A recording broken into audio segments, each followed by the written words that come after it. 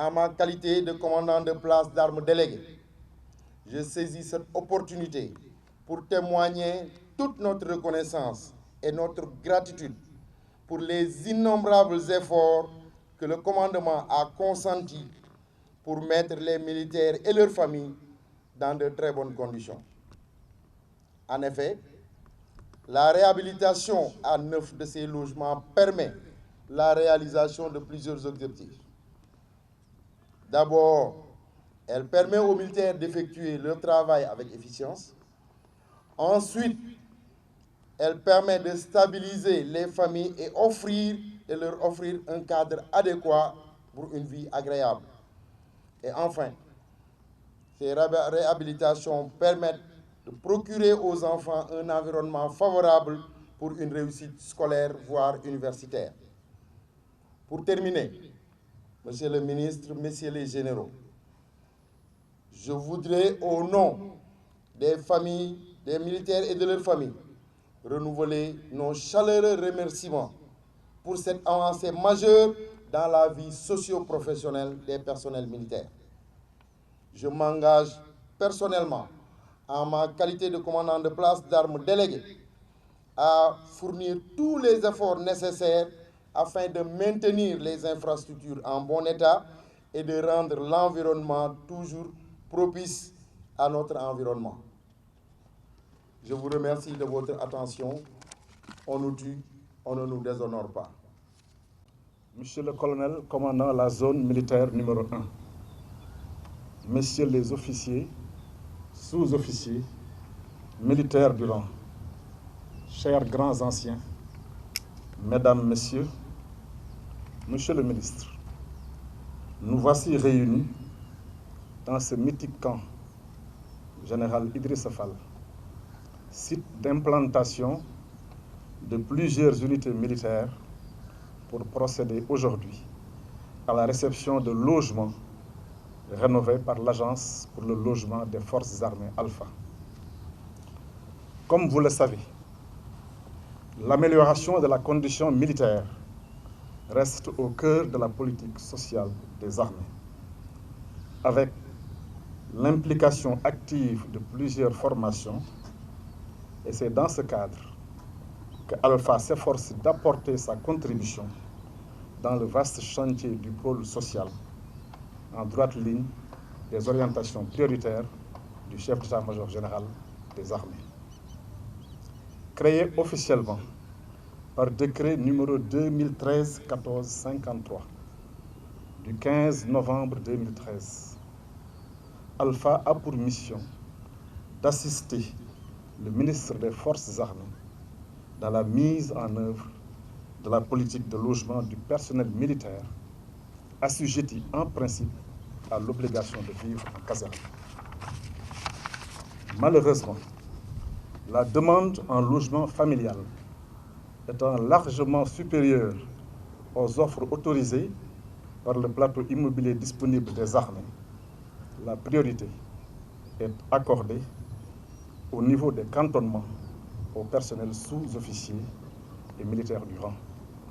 C'est pourquoi les logements que vous allez réceptionner tout à l'heure, au nombre de 26, à la suite des 89 déjà livrés les années antérieures, seront attribués à 20 sous-officiers et à 6 militaires du rang.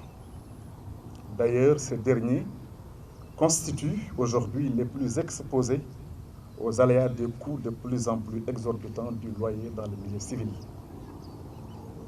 Monsieur le ministre, la compétitivité des offres de Alpha est plus que jamais devenue une réalité, comme en atteste la modicité des montants des contributions forfaitaires versées par les bénéficiaires de ces logements.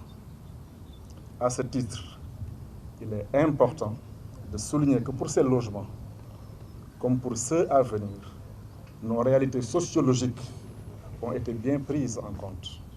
En effet, au-delà de la rénovation tout corps d'État, Alpha a procédé à une véritable réadaptation des habitations initiales qui étaient essentiellement composées de studios simples ou de F2.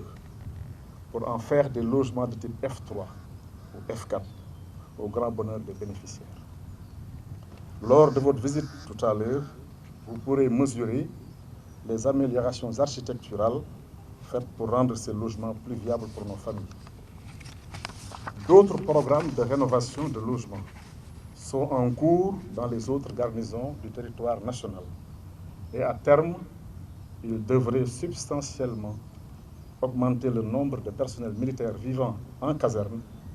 Il y va de la disponibilité et de la réactivité du personnel en général, même en dehors des heures de service, tout en contribuant à la stabilité de la vie familiale et au bon moral de la troupe. Monsieur le ministre, vous avez spontanément accepté de présider cette cérémonie de réception de logement après plusieurs mois de travaux.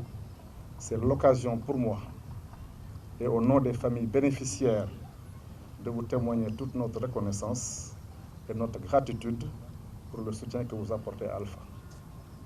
Ces remerciements vont également à l'endroit du chef d'état-major général des armées pour l'attention particulière qu'il accorde au volet social des armées. Je vous remercie de votre aimable attention. On nous tue, on ne nous déshonore point.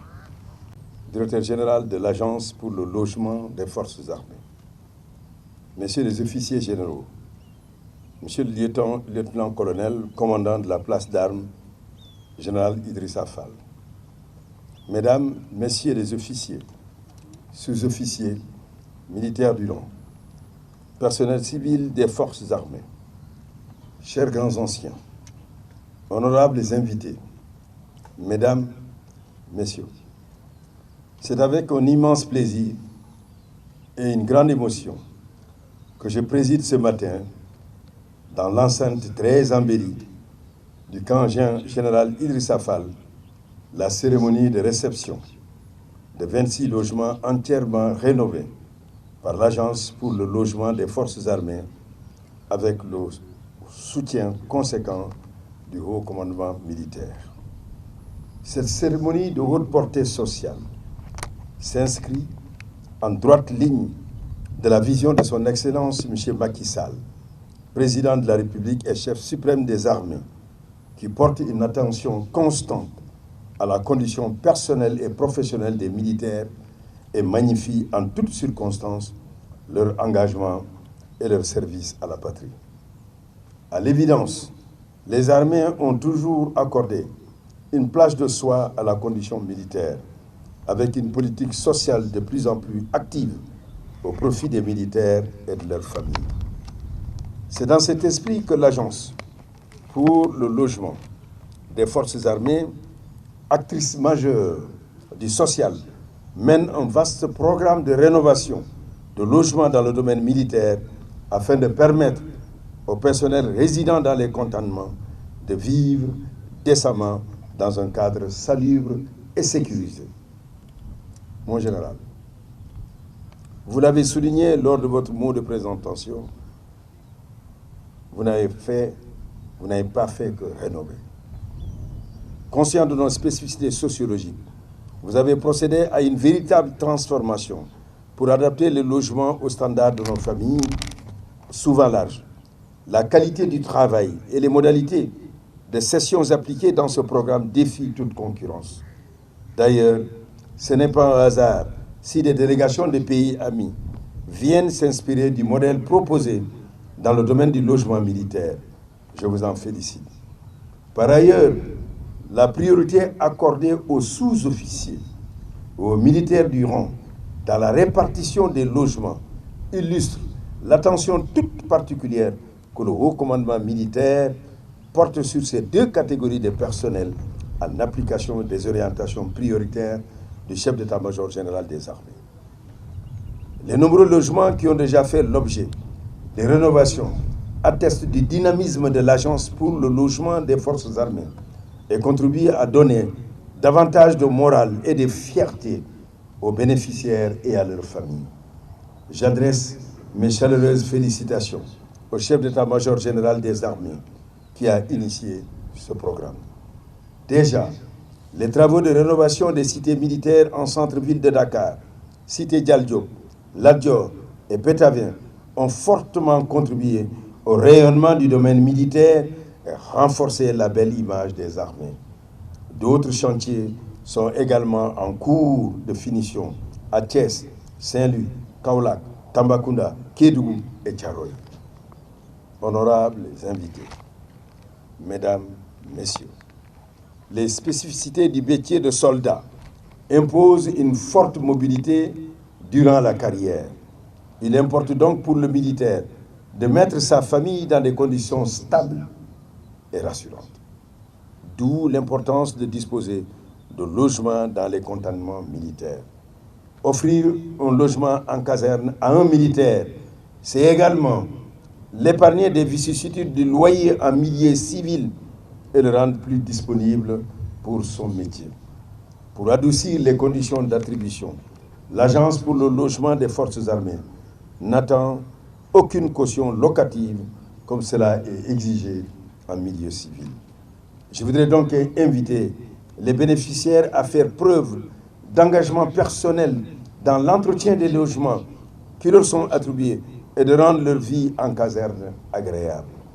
C'est cette rigueur qui permettra à l'agence de porter son attention sur de nombreux autres plateaux immobiliers à exploiter sur l'ensemble du territoire national pour satisfaire la demande de plus en plus croissante. Pour finir, je voudrais vous assurer du soutien constant des plus hautes autorités, au premier rang desquelles son Excellence M. Macky Sall, Président de la République, chef suprême des armées, dans ce noble combat pour l'épanouissement professionnel et le bien-être social de nos djambars et de leurs familles.